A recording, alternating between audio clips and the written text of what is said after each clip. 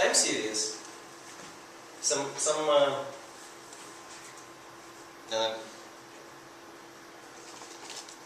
okay, I didn't make those slides, so sorry, and I never used Keynote, but it was easy for me to extend the slides. My collaborator David made the slides, and here's David. He's not here, but you see my face, and I showed that.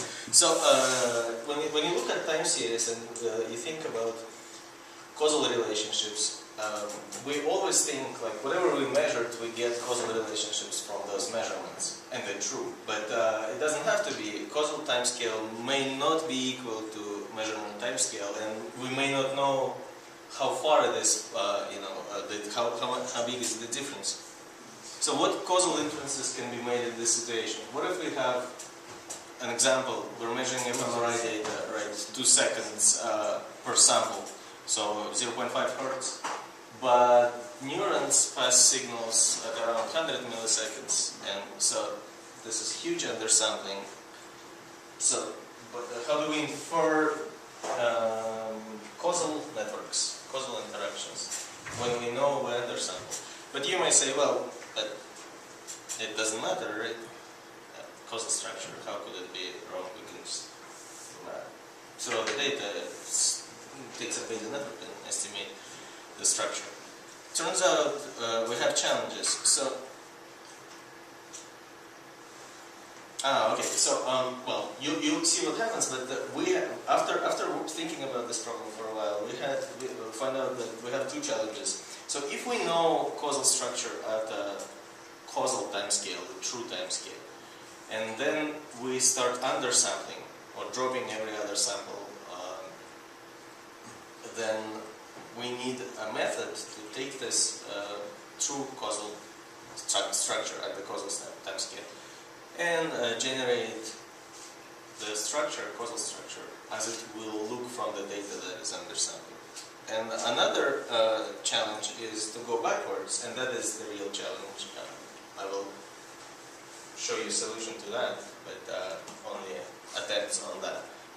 And the problem here is, okay, you collect your data, you have your system that has its own intrinsic sampling rate, which you can't increase, or well, there may be a reason not to increase it actually, but assume you can't increase it because of the technology in the current state, and that's all you got, and you estimate causal structure.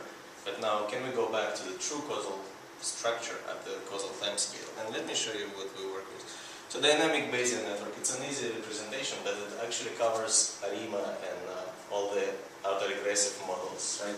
So there are 2 assumptions that we make, that at the true causal structure, there down below, it's first order markup. And the systems that we're working with here in undersampling are causally sufficient. Causally sufficient means that there are no common unobserved patterns. Because common unobserved patterns would introduce some spurious relationships, or we will add some apparent relationships that we will see, but they will not be due to the variables that we measure. And so, assume... Parents is the column to the left, yes? Parents is the column which is to the left? Yes, parents are always... So, it's those are time samples, right? And we're talking about discrete systems here. In this talk, I will only cover discrete systems, although I'm open to discussions about continuous differential equations and all that, how it relates. We assume that there are no parents that are acting across. And if you would say, oh, but I know of a system, but that has, second order Markov relationship or third order Markov stuff like that. But we can always sample finer that we will find the way where there is no relationship across. Another thing is that we're assuming the system is memoryless. Any relation across the time would assume memory, that this is stored somewhere. We assume they just push each other, or anyhow information is transformed from one variable to another. So, what are the problems that we're seeing if we are measuring the data at some undersample array. And if we would assume that this is our true causality. So assuming this is the true dynamic Bayesian network that is measured as causal time scale. If we undersample just once, see how structure is changing. And we call it undersample by 2 because our notation, and it's for the math, it's easier than to all the proofs work out without any additional things. So look what like the structure is totally different now. Plus you have some edges added, bidirected edges, where you see correlation between the variables that is unexplained by any of the variables in the system that are observed. So what is undersampling in this case? So if you, the true thing and this is not. this is the true system, and it generates data at sampling rate of 1. But we measure data at sampling rate of 2. We only measure every other 2. So we missed one. Yeah, we missed every other one. If we miss every other 2, then this guy and this guy will be missed, and we will only measure first and fourth and so on.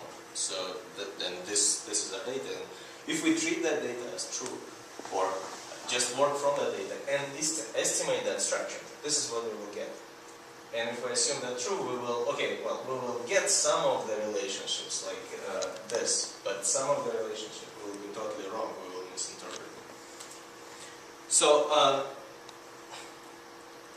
let me go back.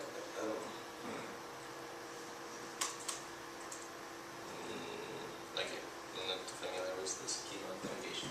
But the representation that you saw before with dynamic Bayesian networks, let me actually go back and look what happened here. Perfect. Basically, each edge here encodes a path here. So from 2 to 4, there is a path 2 to 3 to 4, and we observe it as an edge. And from 3 to 1, there is a path, and so on. Each bidirected edge encodes a common unobserved cause, which in this case will be 1 in this dropped sample.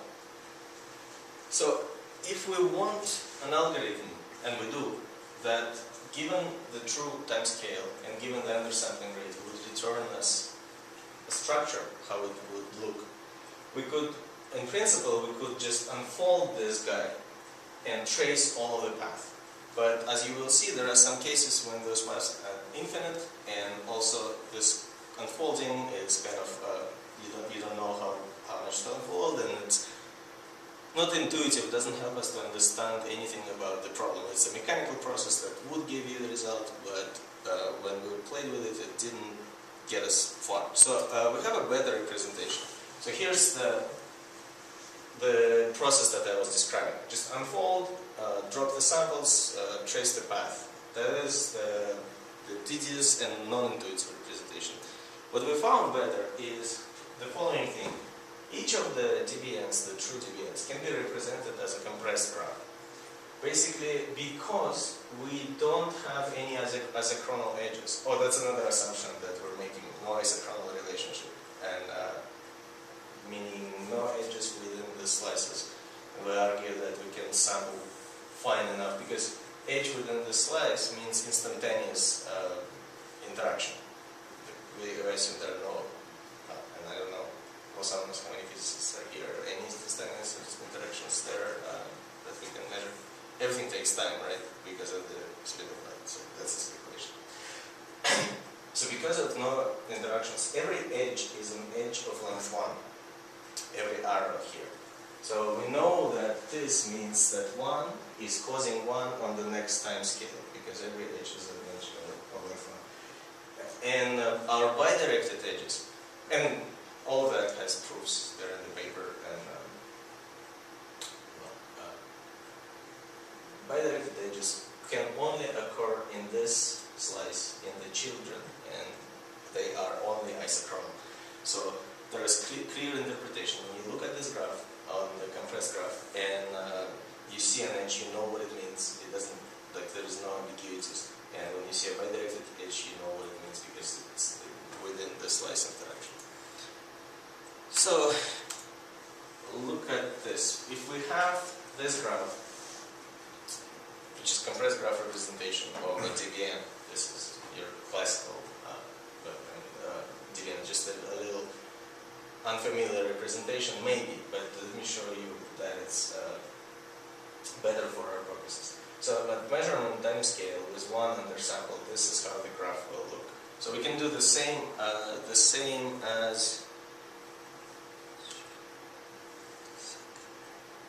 we can do the same thing as here, but only we don't unroll anything. It's all within one compressed graph.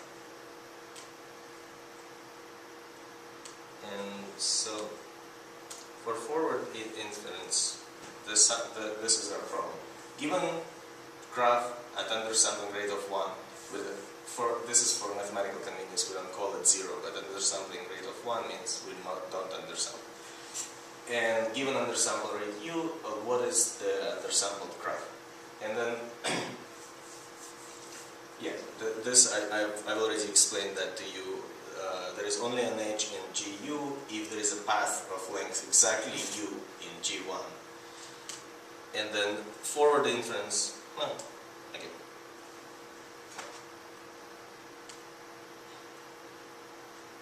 We have the forward inference as unrolling, boring. We have the black box that just looks at the path length in the compressed graph. Without any unrolling, you just search through the path. And there, later in the slides, I will show you a theorem that makes it very easy for us. We make it efficient because path search through the graph may sound computation intensive, but it's not. So, but can we learn something about the undersampling process that is not just mechanically taking a bunch of graphs at true causal time scale and then unrolling them in the GU? Is there anything that holds that we can just tell by looking at the graph? So here's the first theory. So if our compressed graph is a DAG, those are time samples. If our compressed graph is a DAG, then eventually we'll get either an empty graph or a graph with only bidirected edges. So just by looking at your, and remember, this is all of the DBNs are DAGs. They're directed acyclic graphs. There is no cycles, but cycles are encoded there. The cycles in time, and so we still assume there are no causal cycles. But in our representation, cycles are fine. We can have as many cycles as we want because they're all resolved through time. And so the first theorem says yes. If it's a DAG, then this is the end result. So that's interesting because if you measure a system of random variables, I don't know, you take some measurements from a system and you find everything is independent, it may not be in fact true, it may be just that their relationship, the true relationship is a DAG. But arguably, that's not the most interesting relationship when you studying biological, say, systems or physical systems for that matter. You're worried about cycles, or the most interesting systems do have cycles in them or circular interactions. So here's another interesting point. The graphs that have cycles can be split into strongly connected components, and strongly connected components are groups of nodes that all can be visited from each other. There is a path from every node to any other node. So this is a strongly connected component because you can get to any node from any node. A strongly connected component can be decomposed into simple loops. Like this graph has two. It has simple loop of 1. This node doesn't repeat, and simple loop of 4. So simple loop is a path that comes back to the starting node and doesn't visit any node twice. So interestingly, if we take set of simple loop length, in this case the set is 1 and 4, and if there are many loops, it's the set of all the length. Then greatest common divisor has a meaning for our task, which is kind of was a surprise to to us, because let me go slow here. So GCD has a meaning in this theory because well, I'm trying to confuse myself here. So for example, so there is a strongly connected component, and strongly connected component, as we will show later, when you undersample, the graph changes. So does the graph keep changing, or does it stop changing, or that's our question. In the DAG, we know it stops changing at some point, it just dissolves, becomes disconnected. What about strongly connected components? So if greatest common divisor of simple loops is 1, then the graph converges to a fully connected clique, which we call super clique, because if you look at the compressed representation, every possible edge between two nodes is present, is bidirected edge forward and edge backward, and I will show you figures. So then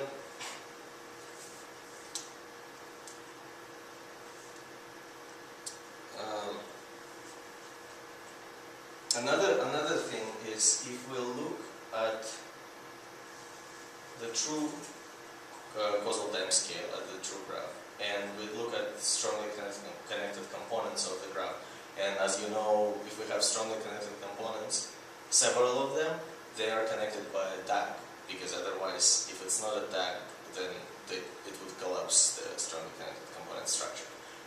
So if we look at true causal time scale, and greatest common, well, GCD is one of some of the strongly connected components, then the strongly connected component is together or through all of the undersampling rates. It's not that the structure doesn't change, it changes all the time, but strongly connected component doesn't split or doesn't add more nodes, the structure keeps the same. Like if you treat, so SCC algorithm gives you sets of nodes that fall within strongly connected components. If you keep running this SCC algorithm on a graph in which, on an undersampled version of a graph in which every SCC has GCD of 1, then the result is the same. Basically, no nodes are added to strongly connected components, no nodes are removed. And I'll show you. So, yeah, this is the super clique theorem. Basically, when strongly connected component converges or stops changing, then it is a super clique. Everything connects to it. But there are cases when it never stopped changing. So those are three cases that I was describing. We have the DAG case, and we have super clique case. If the GCD of this component is 1, because if you look, well, we already have a simple loop of 1. And if in the set there is a simple loop or there is 1, then GCD is always 1. And it can. This is the super clique. Everything is connected. And so basically, if you, and we actually see that with fMRI images. Some of the, like when we run causal structure search on some of the subgroups, there are densely connected, and there is no information when everything is connected to everything. But if greatest common divisor is not 1, then there are infinite oscillations, and I can only to confuse you with the terminology from dynamic theory, because this is a different dynamics. This is not dynamics with respect to time. This is dynamics with respect to undersampling. So undersampled by 1, you get this structure, right? Undersampled by 2, and you get the star. Undersampled by 3, and your causal direction completely flipped. But keep undersampling, and you start seeing periodic pattern, and it goes back and forth. And well, although the pictures there, the three classes that are shown, DAG and super clique and oscillations, seem to be like very different behaviors. Well, maybe DAGs and maybe super cliques, they have something in common. As you see, they converge to the same thing. But turns out even oscillating behavior, oscillating graphs have something in common. And the common thing is that if you start undersampling, you can always know when you have visited all of the possibilities that this G1 can generate in basically the statement says the moment you see a repeat in the sequence of undersampled structures, you know all the rest, everything that you will see further after that will be the same that you already seen before. For example, for that, the moment that you saw a disconnected graph, it will it will never become connected. For superclick, the moment you reach a superclick and you see it second time, you will never see anything interesting. But interestingly, for oscillating graphs, because here I showed you an easy example, and I didn't generate the hard one. Sorry. So here the graph starts oscillating from the start, and even this guy is within the cycle, it repeats. But what happens with more complicated graphs, there is some changes in structures that happen in the beginning, and then oscillation, repeated oscillation starts, and all of the changes are frozen. So initially we didn't know, okay, how do we, well, I will show you some brute force results. But there it was important how to figure out when do we stop. So I have a question. Does the number of unique patterns that you get depend on the number of vertices that you have? Well, it's or more on the connectedness between them? It's connected. I will show you some result, but it's not. I don't know the exact dependence. Right? So backwards inference. What is the formal question? If we're given GU graph structure that we estimated from undersampled data, and everything in this talk is non-parametric. We're talking only about structures. We're not talking about any statistical problem estimating the graphs from the data. We assume there is a graph given to us. So what can we learn from it about the true graph? And the statement here is what are the possible G1 and U pairs, because turns out, like for the DAG, any DAG will lead to an empty dissolved graph. So there are huge number of DAGs on n nodes, super exponential, I think, that are that sort of satisfy the constraint. If we measure something that totally disconnected, it could be any DAG. But this is kind of not an interesting question. If we're at superclick, it's also any strongly connected component with GCD of 1 will count to superclick. So it's an equivalence class question.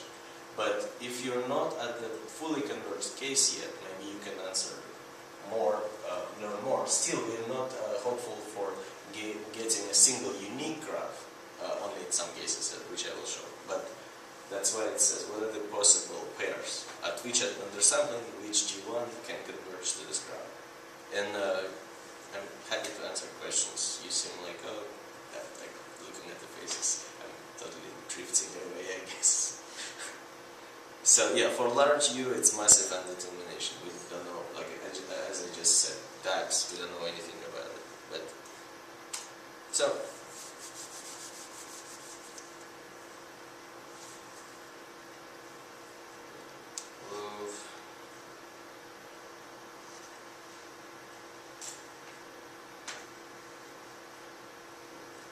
So do you have some kind of like a, Nyquist is exactly the wrong term to use, but do you have some kind of an idea about like the relationship of how much sampling you should do before, before it's you just can't tell what the underlying structure is? Not quite. We don't have, well, we have a bound after which we know that we've exhausted all of the possibilities. Like we either converged to an empty graph with a DAG to a superclick, or we've oscillated enough that we've exhausted all of the possibilities. But the bound is hard to compute. It's like if you give us G1, we will tell you the bound. But the bound involves things on the graph search that it's better to just estimate and stop it will be faster. Like given G1, you know when it will converge. I can just compute it, and the computation is very fast, even for a large number of nodes. You can easily do it. But backwards is. So I don't know what David is trying to tell here. I want to ask, but it is a kind of bigger question. So you prepare now or in Anytime. So what you've shown 2 slides ago about this oscillating system is extremely I see direct connection to one thing in my work. This is that we have a software which is called Bayesian Inference Engine, BIE, which is basically to compare radiogram with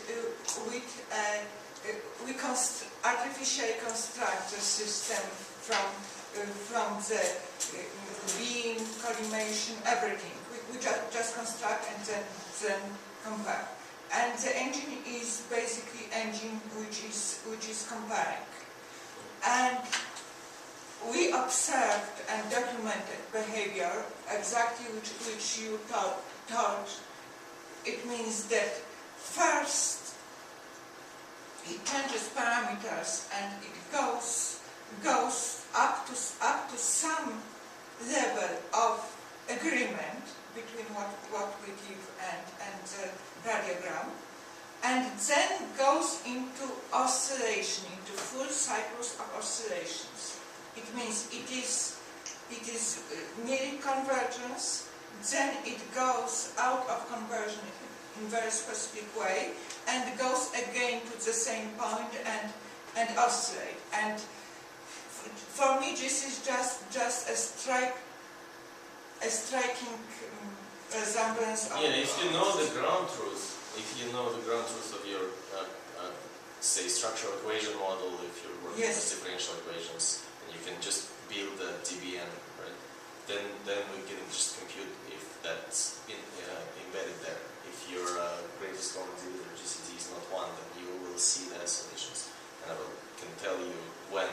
I mean, now not working exactly in this project, but I was, everybody working with this system is facing for years the problem of oscillations, and before this we were thinking that it was a weird system bug, but it looks rather like something more systematic, so thank you. Yeah, well, so that's what we're finding there, that oscillations are, well, they're not too common, because it's very easy to get GCD of 1 for an SCC. You just add a node with self-loop.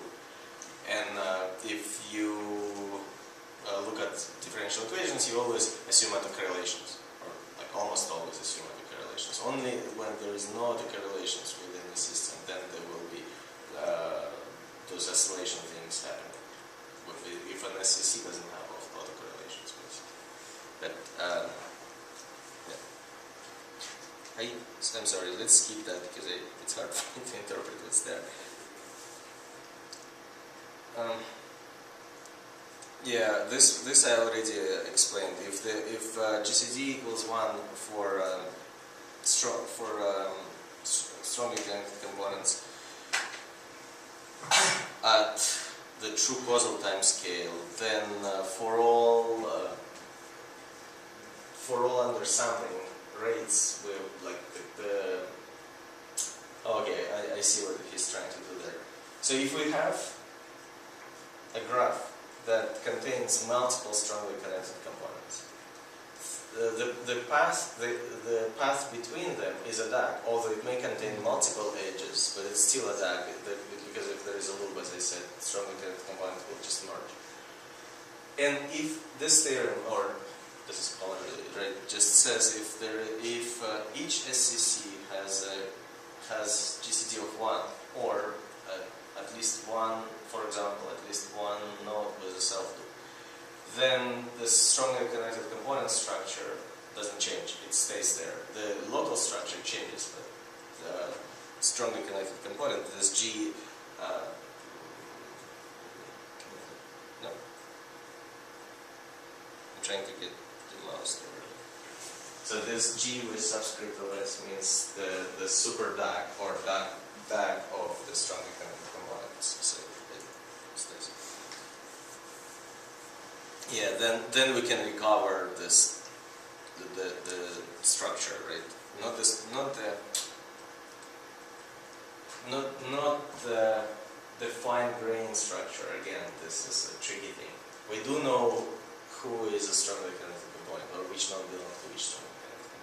and we know which strongly connected component is parent or a child of other strongly connected component. But we don't know exactly which node connects to which node still. But at least we can know course structure. So yeah, can we learn something about within a CC structure? Yeah, as I said, if we are at superclick, no information. We know any SCC with GCD of 1 can have let there. So, but if we're not yet there, if we have undersample but not by much, then can we learn anything? And that's what we're struggling with. But we have reasons for hope, as David put here. So, if our graph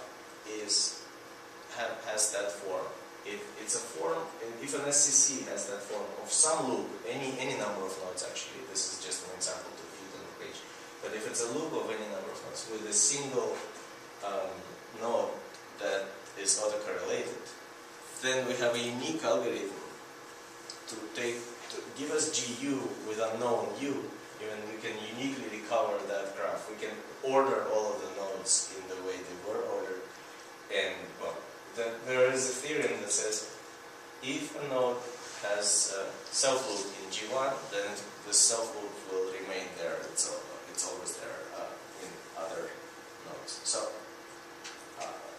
another thing with this algorithm that we've developed, it's kind of well, it gives us hope, but at the same time a little bit frustrating because we thought it's a general algorithm. For this case, we started adding arcs there, some more simple loops within the bigger structure. And remember, this can involve many nodes, but it's still uniquely recoverable. The thing is, if all of the simple loops that are within the structure contain the self-loop, then the algorithm still works. But if there is at least a single loop that doesn't contain this self-loop, then it breaks. So we don't have a general algorithm. Even for a special case, we can easily break it. And we've been struggling, well, it's just too many. I'll show you some brute force investigations, that we've done. But even going from G2 to G1 is computationally expensive.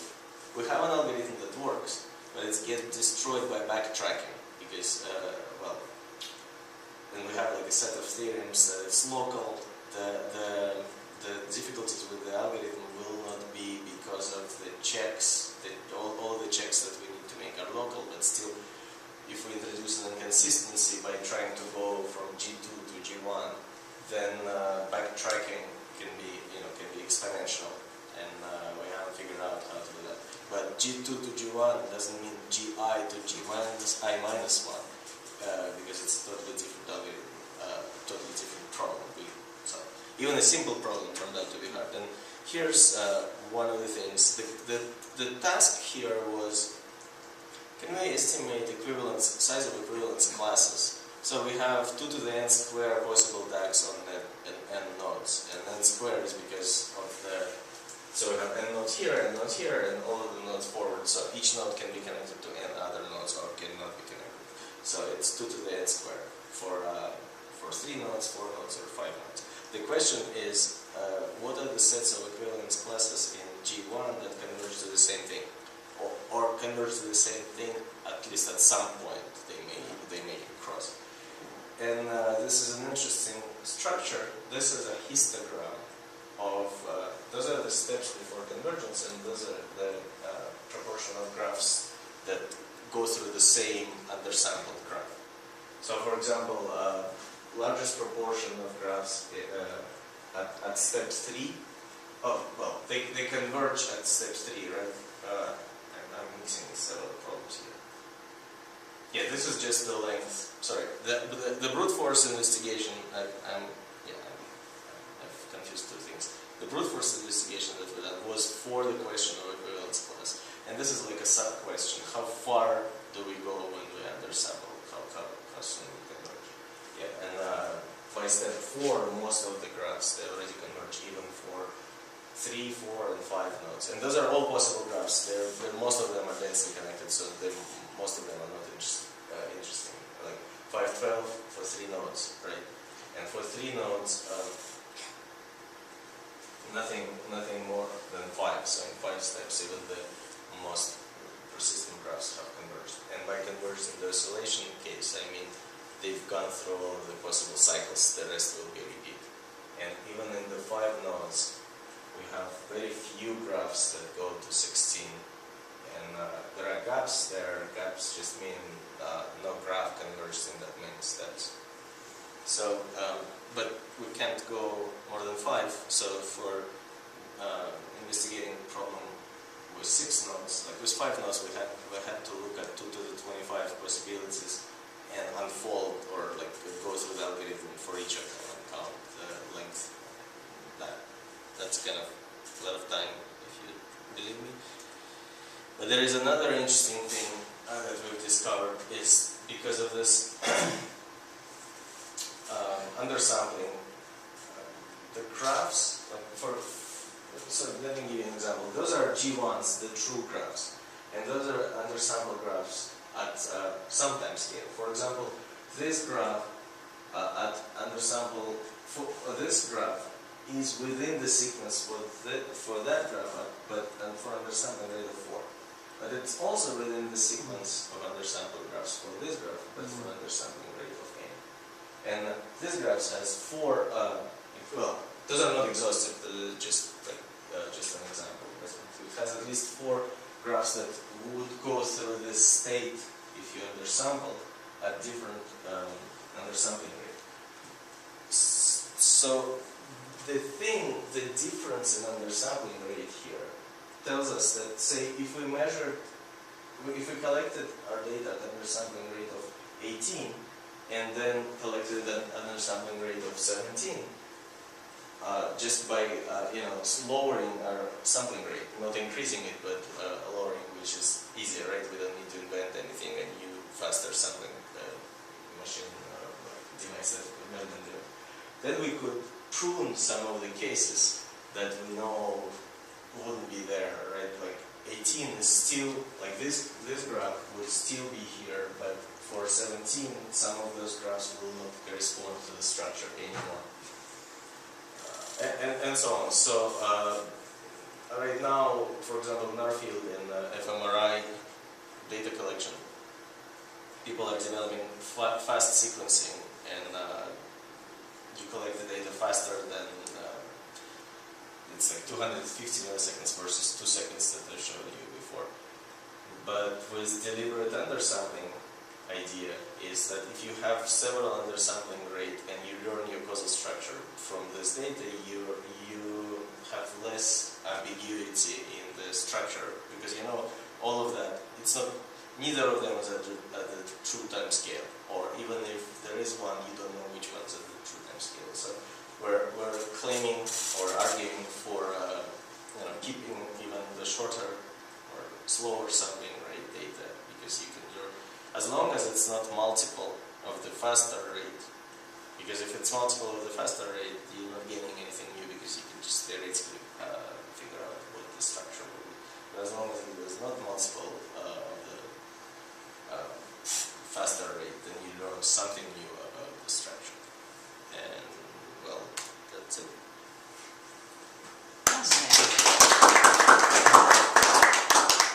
So was there any utility or clues in, I noticed that when you got to the GCD, you said it's 1 or it's not 1. And the things that are not 1, does it matter if the GCD is even, odd, prime? Does that make any difference? It's just not 1. It's always going to be this way. Well, there are several theorems where the value of GCD matters. Okay. But those oscillating case is hard and relatively rare. So we didn't explore a lot of time on that. Yeah, okay. But for example, what I can tell you, so if there is an SCC with the GCD strongly connected component, where GCD is not 1, this strongly connected component, let me show you this. Colors do have meaning in this sort of cartoonish. So color strongly connected components here, and look at this graph. It's two strongly connected components, and look at that graph. It's whatever many, how many each node is a strongly connected component. So basically, strongly connected components split. If GCD is not one, they're split. By knowing GCD, I can tell you at which undersampling rate they will split and in how many parts. Okay, so there are some clues there. There are it's just clues you haven't there, spent a lot of time studying that. Yes. Okay. So, but basically, this GCD idea and not idea, observations, right? At this point, we're not inventing anything. We're looking at the system and finding things about it. What is and true? What happened? The exciting part for me was that. Where all that started from the compressed representation, because we were trying to unfold things and huge, and plus no intuition is gained there. Right, it's like mechanical. But once we started looking at compressed graphs, for example, at one point I was trying hard to prove how many steps exactly do I need for GCD when GCD is not one. The thing was when it will converge, I didn't know yet the isolated behavior that it's like indefinite, or when I will exhaust all of the possibilities. Because the first reaction when it will converge is like, well, it can't go then further than n nodes, right? That's the first reaction. You have n nodes, so you trace all the path, and you're done. You can't have a length of further than n. But it turns out with oscillations, you can have infinite length, and they still won't converge. But then we spoke with a historian of number theory, luckily, and he looked at our problem. It's like, oh, do you know what is numerical semigroup and Frobenius number? And we're like, So we looked it up, and it turns out Frobenius number is a similar problem. It's called coin problem or chicken McNugget problem. Simple loops or boxes of chicken McNuggets. What is the largest number after which you can build? Okay, what is the largest number before which you can't combine any possible number? So, like if you have boxes of 3 and 5, eventually after whatever they call it, 27 or something, you can combine any number with 3 and 5s. But there is a set which is a numerical semigroup before which we can't combine. And it's a similar problem to what we were having. And Frobenius number is an unsolved problem for the last 120 years in general. Like for small numbers, for two numbers you have an analytical expression, but then luckily. Yeah, I wouldn't want to get into big numbers. numbers. So unsolved problems are fun, but maybe not, it's intensive enough at small numbers. So there is a lot of information, and we were hopeful in the beginning, very hopeful, like, we can just quickly do the backwards algorithm, and NSF reviewers believed us, I guess. But now we're stuck for a year. It's much harder than we thought. But there is another problem which we're solving, which is not in this talk at all, is when you look here. Let me get to this slide. So for undersampling, I'm dropping columns there, but assuming because of this efficiency that we observe everything or enough. What if I don't observe some of the variables? Like if I didn't measure this guy, it is there. It's causing stuff, and there much more interesting stuff is happening in terms of number theory and head explosions. You get interesting effects there. The data will tell you of some relationships that are like almost infinite. You cause everything from the past and things like that. But again, assuming non-parametric measurement, like we don't take into account noise statistics.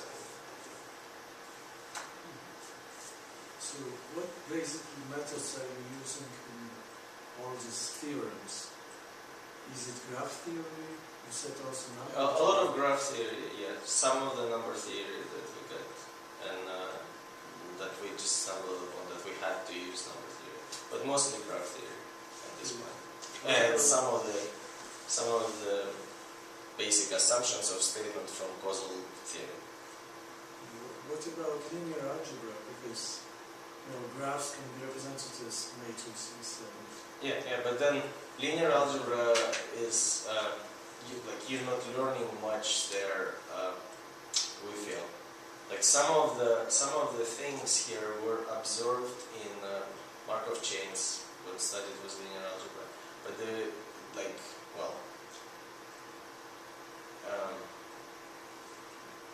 the stuff about strongly connected components and things like that, it's not